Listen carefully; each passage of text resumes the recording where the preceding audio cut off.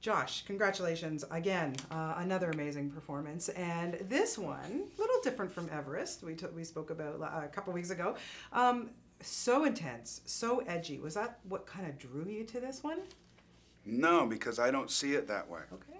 It's the movie is that, but selfishly when I came in, it was so nice to be able to collaborate and flesh out this idea that this guy has kind of impersonalized it all and kind of inserts his own, I'm not going to say sick humor, but it's very personal humor to him.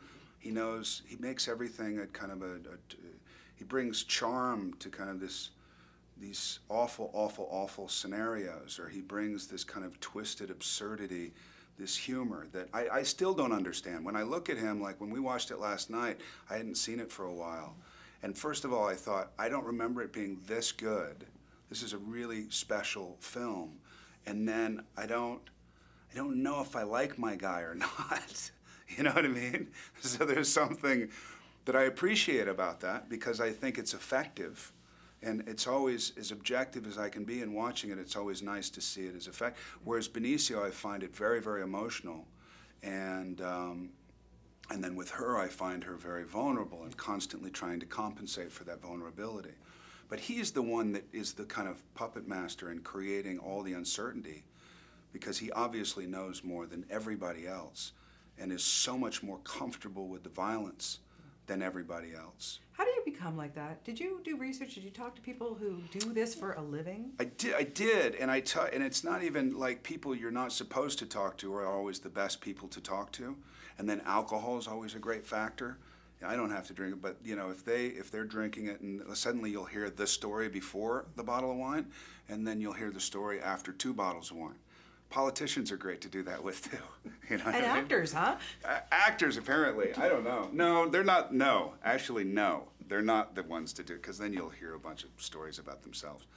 But it was really revealing after a while to find out the truths of how they get things done.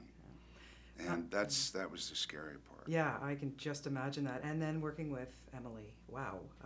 Yeah, she did a great job. Great job in this. What impressed you better? Because she has such a comedic background, and not a lot of people can make that transition. You know, I've seen, you know, it's been fun to be able to. I started more with comedy and theater, and then I did the whole dramatic thing in movies, and then now we're getting back into some fun stuff. And it's really, it's an enjoyable transition again because it's a much more difficult tone to hit, you know, but she's been so good at comedy, you don't see a lot of people you just don't take them seriously. If you see them in too many comedies, then you see them doing this and you're like, nah, I don't buy it. You want to tell a joke, don't you? Come on, just tell one, you know, and she's so fun and charming and all that and intelligent. But I totally bought it. Yeah. I totally bought it. Yeah, I did too. Yeah. Benicio Del Toro, you know, what more can I say? That's all you have to say. That's all you have to say, Benicio Del Toro. You're like, of course. You know, he says it better than anybody. He's like, look, I've done this. I've played the drug addict. I've played the guy who's selling it. I've played the guy who's fighting against it. I've played it all. But there's something about this kind of beautiful French-Canadian, poetic, tortured perspective through Denis Villeneuve that makes it a very special movie, a special experience as a fiction. And then we can talk about, you know, how does it affect this, and what do you think about the government and this, which I think is all viable, and it brings all that stuff to the surface. I don't know if this resolves anything, if this story resolves, but it does make it conscious at least. Yeah. You originally, before you started becoming an actor, obviously your dad, great actor, who has a Canadian movie in the festival, by the way. I know, I just learned that yesterday. Yeah, The Steps. That my sister, I was going to say my daughter, my sister is associate producer. Yeah, so great. It's lots of fun. It's really great. Yeah. But aside from that, you didn't want to be an actor. You didn't start off that way. So why did you go that route? I don't know, man. I don't know. I still don't know. Because I took a class and it was really fun. I think what I'm happy about my own self, you know, in hindsight, is the reason why I became an actor is because there was something inebriating about the process, and I liked making people laugh. That was always fun for me. I didn't really go in that direction necessarily, but I liked the act of.